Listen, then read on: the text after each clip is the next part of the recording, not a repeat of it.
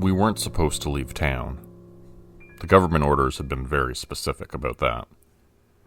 No travel between regions was allowed since the virus death rates had begun to climb again. The world had been struggling to recover as the virus slowly receded. Life as we knew it had begun to resume as normal, with the addition of masks and social distancing. A vaccine had been fast-tracked and would be out in a year to a year and a half. We all relaxed and let down our guard pretty quickly, thinking the masks and watered-down hand sanitizer would keep us safe. The economy reopened quicker than expected, against the warnings of infectious disease experts. Those experts quickly proved to be right, as the rates of infection suddenly skyrocketed again. As a security guard in a medium-high security mental health hospital, I was deemed essential, so I had been continuing my full-time shifts. I patrolled the hospital grounds, responded to code whites, searched for missing patients, and documented everything in my trusty notepad. It helped at the end of the day when I wrote my shift summary report to have exact times and details written down to help fill in any blanks in my memory. I had been working full-time for about 2 years, so I had managed to accrue a bit of vacation time, and by midsummer decided to take a trip up to the family cottage. I had booked the time off long before, but had been debating whether to go. The hospital wasn't any busier than usual. In fact, they had been discharging people more quickly than usual. They were pushing people out to try to reduce the effects of a potential outbreak within the hospital. All non-violent patients who were able to be treated safely on an outpatient basis were given the boot. The halls of many units that had been full of patients just months before were now empty, and very spooky to patrol, especially at night. There were several problems with going to the cottage. First of all, it was illegal. The government still had orders in place stating no one could leave their designated region without express permission. There were hot spots where the virus was out of control. Our family cottage was 5 hours away and well outside our region. We would have to pass through several different jurisdictions to reach it. We lived in a hot spot. The cottage community was a cold spot. The TV showed maps in red and blue with shades of orange and yellow in between. Red for hot, blue for cold.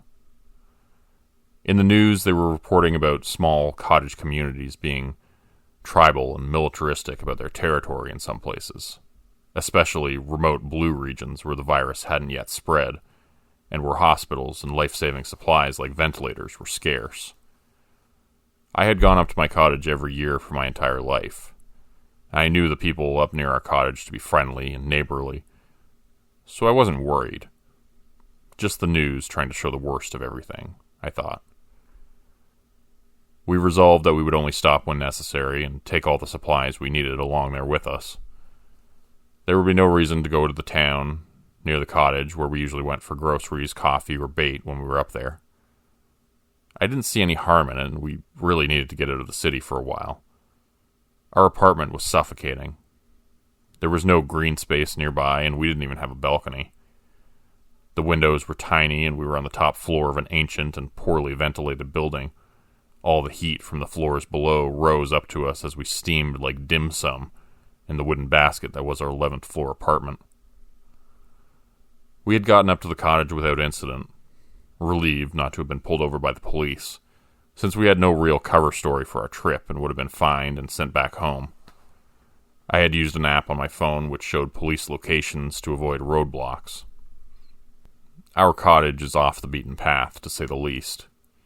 I had one friend admit to me half-jokingly that he thought just maybe I was taking him out into the woods to murder him after I brought him up there for his first trip. It was late at night by the time we had gotten there. Without the benefit of the text I sent him, I'll try to recreate its contents, which were probably slightly creepier than this. Directions after the highway are as follows. Turn right onto the gravel road from the paved highway. Veer left, continuing past a cemetery, where the road turns to washboard-textured dirt. Turn left after 5 miles, then proceed carefully through the twisting hairpin turns, through the dark moonless forest, turn left onto a laneway of 2 barely visible dirt tracks through long grass, twisting and turning with not a soul in sight in the pitch-black night, up steep hills and back down the other side, left again at the gate of what appears to be a walking path. Do not fret about the water, only inches from the tires of the car, as you pass through low points where crickets chirp and bullfrogs bellow. Finally, with increasing bumpiness, drive forward until you think, this isn't possibly a road anymore, and you'll arrive at a small shack at the end of the drive, with still black water on all sides. A peninsula just narrow enough for a driveway and a cottage with a small deck, and a fire pit area at the back, where I have spent many happy summers. No running water, and only a small marine battery with limited juice for electricity. Kerosene oil lamps flickering in the corners and spiders nesting all around, with the odd mouse or two scampering in the shadows. I loved it. The only thing that I didn't like about the place was the toilet situation. The outhouse was a problem that my procrastinating family had been planning and negotiating how to remedy for years. The ramshackle hut which served as our toilet had been standing askew at the end of the driveway for decades, after my grandfather had built it many years before. Snakes and squirrels nested in it, and giant spiders made webs inside in the most inconvenient places. I always felt like something was going to bite me from the ancient human waste pit below my exposed ass as I sat on the poorly secured and splintering wooden seat. The worst part was there was no light or windows, so when you closed the door it was pitch black in there, and all you had to see by was the starlight through the wood slats on the side of the outhouse, and whatever dim and ancient flickering flashlight had been pilfered from the cottage storeroom. We got up there late at night, and the mosquitoes were ferocious. I pulled up my hood and dashed in and out of the cottage, bringing in luggage until it was all inside. My wife was already wiping down tables with disinfectant and tidying up. Mouse poop was scattered here and there and everywhere. I took out the broom and began to sweep. Eventually the place was tidy enough that we could sit down and relax after our long drive. I opened the cooler and grabbed a beer, and Christine surprised me by doing the same. She doesn't usually drink at all, and I drink pretty rarely, although slightly more at the cottage. The place had a spooky feeling when you first arrived there at night. We were so isolated there, and it was so quiet, especially contrasted with the constant noise of the car on the road and the never-ending noise of the city. I checked my phone for the time, 11:15 p.m., and saw I had no cell signal. That's strange, I thought. We'd had pretty good cell service up here since several years before when they had installed a tower close enough to reach us on clear days, and tonight was as clear as they came. We sat on the couch in the tiny old living room and drank our beer. There wasn't much to do up there after dark, especially since we didn't feel like building a fire. Christine pulled out the laptop and we watched an old episode of Community while we talked. Weird that there's no signal up here all of a sudden. I guess no Netflix tonight, I said. I downloaded a bunch of stuff before we left, she said. I breathed a sigh of relief. We had brought our auxiliary laptop, and last I had checked it was dangerously low on content.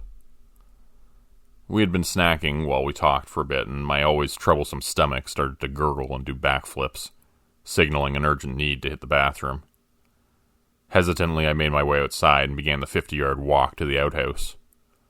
I turned off my flashlight to admire the stars up above and let my eyes adjust to the darkness. The moonless night was beautiful. The sky above came into focus as my eyes adjusted, and I saw the Milky Way start to appear in all its glory. Billions, trillions of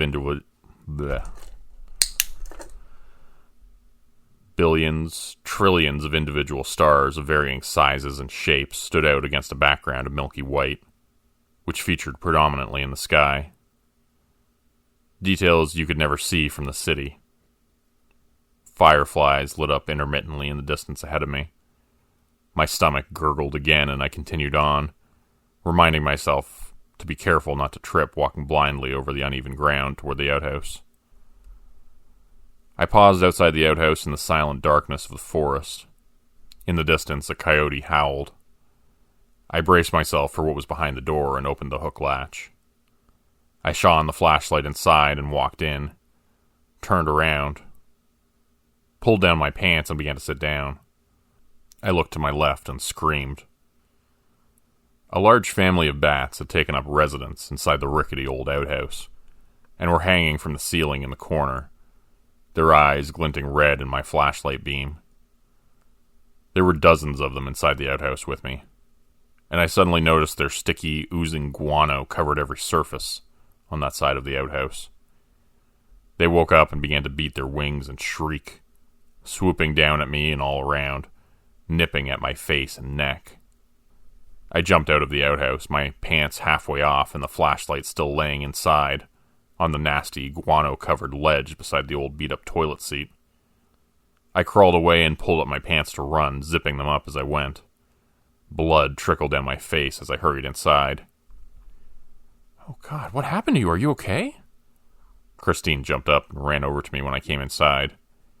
I told her what had happened, and she led me over to the couch to sit down. She grabbed a fresh bottle of water from nearby and poured it over the tiny bite marks and scratches covering my face and neck. We decided the only logical course of action was to head to the nearest hospital. I needed a rabies shot and some disinfectant on my wounds immediately. We got into the car and Christine drove down the nauseating road through the forest to the nearest town, Bronze Lake, where they had a very small 24-hour medical center. The fact that we were in the area illegally crossed our minds briefly, but neither of us chose to bring it up. If the hospital decided to call the police, the worst they could do was fine us and send us home, we hoped. When we got to the hospital, it was dark, quiet, and empty, save for a few cars and a buzzing red fluorescent cross which lit up the parking lot. We walked up to the doors and saw a sign hanging there which instructed us to wash our hands and put on a mask from the dispenser to the right. We did so, and a woman appeared unbidden at the door. The woman who answered the door turned out to be the nurse. She looked us up and down from behind her mask and face shield, took our temperatures with a thermometer gun, and grudgingly let us inside, after we explained what had happened and begged her for a rabies shot and some alcohol to clean my wounds. The doctor came in an hour later, clearly annoyed at having been called in from home during the night. "Who do you people think you are, anyways?" he asked, frowning as he stabbed me in the ass with a giant needle, a horrible pain running down my leg from my buttocks, causing my knee to buckle. They had seen my ID and didn't appear to be calling the police, but they were pissed off, I could tell that much. "You know, you're coming from one of those hot spots, one of the hottest spots in the country, and you come up here to our community, bringing God only knows what germs and viruses with you." He trailed off. I couldn't help but feel guilty, but also a bit angry. It's not like we were dirty or something. We just, we wanted to visit our own cottage. We had a right to visit our own property, didn't we? To check on it and make sure it was okay. I didn't say anything, though. I just nodded my head feebly and apologized, saying we were just checking on a plumbing issue and would be heading back the next day. He didn't seem to buy any of what I was saying, just finished what he was doing and left, leaving his dirty needles and supplies for the nurse to clean up. She came in looking even angrier than before, and told us to get out, as she began noisily cleaning up the exam room. We got into our car and I turned it on, backed out of our parking spot and headed back to the cottage. After a few minutes of driving, I looked in the rearview mirror and saw the headlights behind us. It was unusual to see anyone on the roads at this hour of night before the pandemic, and since then it had been deserted everywhere. We had barely seen another car on the road, even in broad daylight, so it startled me a bit when the car began to follow us on our winding way back to the cottage. The gravel road continued on for a while, with houses on both sides, where locals lived. Handmade signs were posted here and there on lawns, but I couldn't make them out in the darkness. I assumed they were inspirational messages to first responders and healthcare workers, as had become the familiar trend. I tried not to worry too much about the car behind us. It was probably just a local on their way home from somewhere or other. But as we got closer and the car followed us down each turn, I began to get worried. Is that car following us? My wife asked. I'm not sure, I said, trying not to scare her by sounding calmer than I was. I slowed down to a crawl, begging the car to pass me, but it stayed stubbornly behind me, its headlights now blindingly bright as it pulled closer and closer to my bumper. I remembered a tip I had heard somewhere. If you think someone is following you, pull over. I told Christine what I planned to do and pulled over to the side of the narrow road, opening my window slightly and waving the car behind us past. The car pulled over behind us. It just sat there with its headlights on, and for a moment I couldn't tell what was happening behind us. The headlights in my mirrors were so bright. The car suddenly pulled away from the side of the road and sped away. I tried to get a look inside, but couldn't see through the tinted windows of the old yellow Dodge Neon that drove past. We waited for a few minutes, trying to tell ourselves it had been nothing. Just another car on the road. But we were freaked out, to say the least. After waiting for a while, I started driving again. The dust from the car which had been following us still hung in the air, and we drove through it as we proceeded onward. We chatted nervously as I drove, trying to talk about something, anything else other than what had just happened. I think that doctor hit a nerve with that damn needle, I said. Oh no, Christine said soothingly. Are you alright? Yeah, I think I'll be okay. Just feels a bit numb all the way down my leg. Not a good feeling at all. Do you want me to drive? Christine asked. Nah, I'm alright. It's not that bad, I said. In truth, it didn't feel good at all, but I didn't want to stop again. And I definitely didn't want to get out of the safety of the car right now, even for a second. Okay, if you're sure. She looked worried. We finally made it back to the driveway of our place, just 2 dirt tracks in the grass, barely wide enough for a car. I hadn't noticed when it happened, but the cloud of dust which was hanging in the air from the yellow Dodge had disappeared suddenly, and the air was clear again. The car had pulled into a property along the way somewhere. There were no crossroads in this area of the woods. I turned into the driveway and drove up the long and winding road toward the cottage. We got inside and locked the doors behind us. I told Christine I was exhausted and ready for bed, and she agreed. We pulled out the futon and made the bed quickly before lying down and tossing and turning restlessly. Neither of us could sleep despite the late hour. We were both on edge. The cottage was completely silent until we heard a noise coming from outside. Shh. Shh. Shh. What is that? Christine sat up in the darkness. Whatever it was, it sounded familiar. It was a noise I had heard 1,000 times before. But what was it? It sounded like it was coming from the front of the cottage. Shh. Shh. The noise continued on like that for a while, and we were both too afraid to go outside and look. You ever hear a sound late at night and when there's no one around and you're home alone and think, that noise sounded like it came from a person? But it couldn't have been. There was no one at home, and that noise had come from the basement, those footsteps, that cough, that silent tapping of an impatient foot. It was all in your head. It had to be. That was what this noise was like. Finally, I placed the sound, but that didn't make me feel any better. At first, I didn't want to tell Christine, but I had to get a second opinion. She would tell me I was crazy, I hope. Does that noise... Sorry, are you still awake? Of course I'm awake. That noise is freaking me out so much right now. Okay, just tell me I'm crazy. Does that noise sound like digging? Like someone digging with a shovel? She grabbed me and sat bolt upright, bringing me with her. That's it! Oh my god, why would anyone be digging outside our cabin right now? We huddled together. I had no answer for her. We had no weapons aside from a little pocket knife I brought with me to cut fishing line. I hoped I was wrong about the noise. I tried to think what else it could be, but came up empty. The noise continued on methodically for a long time. Whatever hole the person out there was digging, it was large, assuming I wasn't wrong about the sound. I checked my phone periodically for signal, hoping maybe for a bar or two to call 911. No service. Stayed stubbornly embedded at the top of my screen.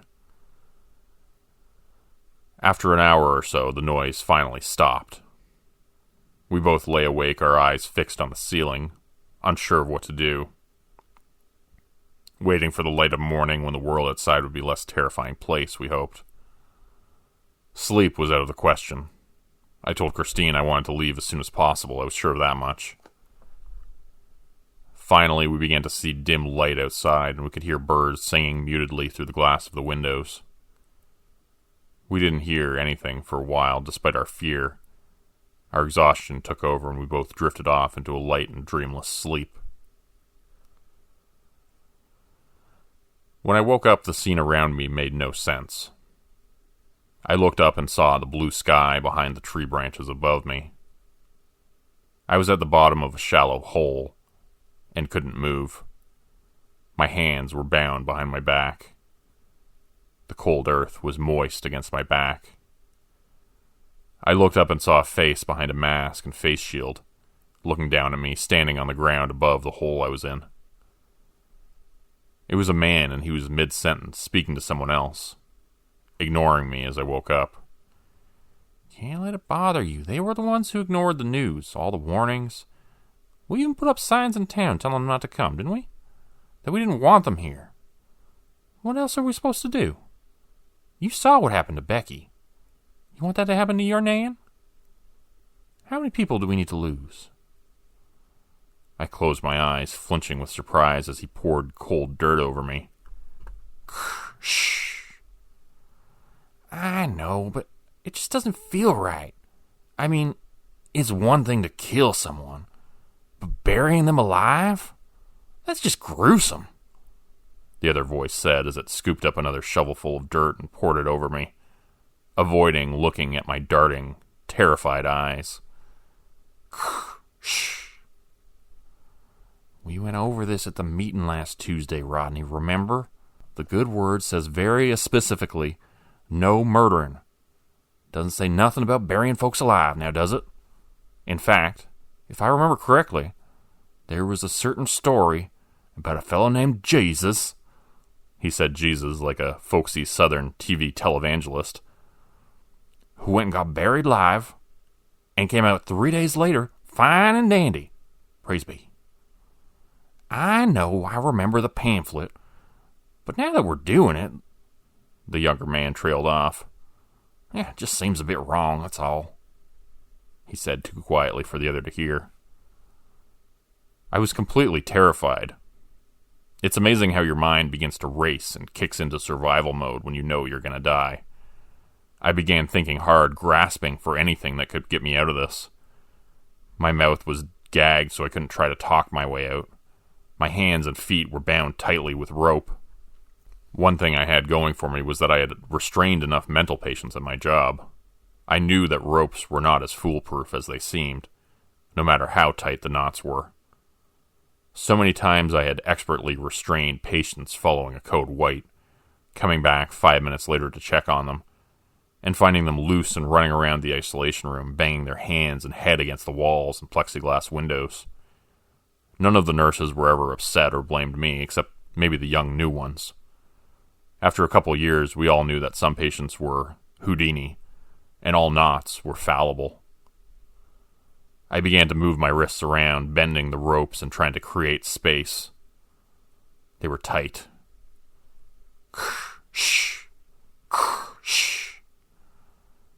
By the time I was completely covered in dirt, I had the ropes loose enough that I could almost pull my thumb through. I couldn't breathe and was struggling not to panic. My years of swimming classes and lifeguard training as a young man came back to me, and I tried to control my breathing. I heard the two men packing up their equipment and trudging off. I tried to control myself and wait as long as possible, knowing even if they had left, they would be watching to make sure we didn't escape. It only took a few minutes to run out of air, so they wouldn't have to wait long to know for sure that we were dead. I finally had my hands free. My wrists were raw and bleeding from the friction of the ropes on my skin. I could hear Christine's muffled cries through her gag from a shallow grave right next to mine. I waited a few more moments and then could take it no longer. I had to get to the fresh air above. Who knew how long it would take to dig my way out? It was possible I'd already waited too long. I began to wriggle my hands out from behind me and tried to dig at the loose ground above me. The grave was so shallow, I knew I didn't have far to dig. The locals had depended too much on their ropes to hold me. But I was a Houdini. I used every last ounce of muscle I had to burrow and push my way up through the loose dirt above me. I pulled my upper body out of the ground until I was partially out, waist deep in soil, before pulling my legs out with a mighty effort. I realized with alarm that the soft and muffled noises from the grave next to mine were no longer audible. I scrambled over to the dirt pile next to mine, pulling fresh soil off in great mounds with my bloodied hands. A few fingernails had come off and ended up in the pile of dirt, glinting in the sun, bloody red as rubies. After digging like mad for a minute or two, my fingers bumped up against something cold and hard. I looked closely and realized it was her forehead. I continued to dig around her face and managed to unearth her head. She didn't look like she was breathing. I don't really remember the next few minutes that well, except for the sobbing and weeping as I hastily pulled more dirt off her body, committing to doing CPR once I had her up and out of the dirt. I finally got her onto solid ground above the shallow grave and checked her pulse. It was there. Beating weakly, but it was there. I looked down her throat to check her airway. It was occluded with dirt. I reached in and pulled out a chunk of earth which had clumped together and gotten lodged at the base of her throat. I cleared the dirt around her nostrils away and saw she was breathing shallowly. I tried a sternal rub, a quick maneuver used to check if someone could be brought back to consciousness through pain infliction. I rubbed hard with my knuckle against the bony prominence of her chest. "Christine!" I tried not to raise my voice too loud, worried the locals might still be close. She started to come to, moaning with her eyes closed. I shushed her and told her not to make too much noise. They were still close by. When Christine was awake enough, we made our way back over to the cottage. Our shallow graves had been dug at the base of the driveway, beside the outhouse. Our car was still surprisingly intact and appeared unmolested. I couldn't understand why they hadn't taken it. I checked underneath and all around for booby traps, but didn't see anything. I told Christine I would start it, that she should wait a little ways away in case it was rigged to blow or something. I wanted to get the hell out of there. I started the car and waved to Christine to get in. We drove away, leaving our luggage and all of our belongings behind. I only grabbed my wallet and cell phone from inside, dashing in quickly and full of fear that someone was hiding in the cabin. But no one was. We made our way out through the forest and away from the cabin, moving slowly, looking up ahead at every turn to make sure there was no one waiting for us. Finally, we made it to the hill at the end of the driveway. I drove up it slowly, beads of sweat pouring down my face, terrified of what might be waiting for us once we crested the hill and approached the gate to the cottage. Would they be waiting for us there? As we crested the hill, I saw someone was in fact waiting for us. A man in a mask and face shield stood beside a black Volvo at the end of the driveway, and he was waving a little white flag. I stopped the car. He waved meekly and pulled up his shirt a bit, exposing his waistline. He spun around with his shirt pulled up like that, as if to say, "No weapons. I come in peace." "Is that the doctor from town?" Christine asked. "Yeah, I think it is." He began to walk over slowly with his hands up, waving his little white flag without too much enthusiasm. I decided it was pointless to reverse to try to get away. There was nowhere to go with a dead-end peninsula behind us, and his Volvo blocking the way ahead. I worked with doctors and knew they took an oath not to harm others. I hoped that oath might protect us now. He stood about 6 feet away from the passenger side window, practicing appropriate social distancing, and waited for us to roll down our window to talk to him. Christine rolled down her window a couple of inches. I knew those two idiots were too dumb to finish a job like that. The human body is more resilient than most people think, you know. Plus the ground is hard up here, and those two are lazy as they come. I had a pretty good feeling they wouldn't dig those graves deep enough, and you two would manage to find a way out. I hope you learned your lesson. You knew they were going to bury us alive and you didn't stop them? I couldn't believe what I was hearing from this doctor. He hadn't done the job himself, but he knew what was going on. There's no stopping a mob when they're in a frenzy, son. And that's what you two walked into here. Guess you don't read the news much. Didn't bother to look what was happening in the area you call your second home? As if there could ever be such a thing. His face was impossible to read behind his mask. How's your leg feel today, by the way? Sore? Numb? We usually don't inject in the dorsogluteal anymore. Too risky. Sciatic nerve right there. That can be seriously damaged. I was pretty tired last night. Guess it slipped my mind. Was that even a rabies shot you gave me? He shrugged and didn't say anything. Up ahead, the Volvo moved out of the way. I hadn't noticed the other person in the car before. I stepped on the gas and started to drive away. Y'all don't come back now. You hear? I heard the doctor say in a fake hillbilly accent as we drove off. As we passed the Volvo, I saw the nurse from the night before was sitting behind the wheel. His wife, maybe? We turned onto the road and drove quickly back to the highway, speeding past locals' houses with boarded-up windows. Signs on the lawns were spray-painted with various slogans we hadn't been able to make out or even notice on our way in the night before. Keep outsiders out. No room for tourists. Keep blue zones blue.